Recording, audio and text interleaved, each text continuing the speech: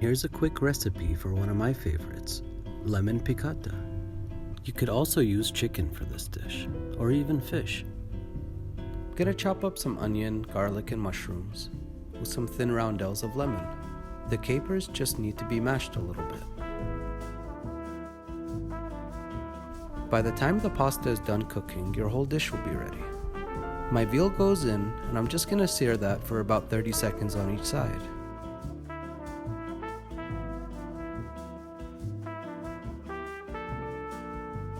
A little bit of lemon oil works great for this dish.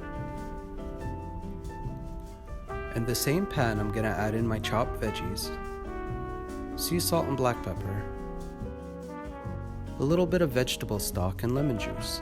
If you don't have any stock, you can use the pasta water. My secret ingredient is Worcester sauce. Now the rest of the ingredients go in, and make sure to make enough sauce to add to your pasta. Gonna add my veal back in to finish cooking. And a few herbs for garnish. And don't forget to finish it with a ton of parmesan, just the way I like it. And there you have it.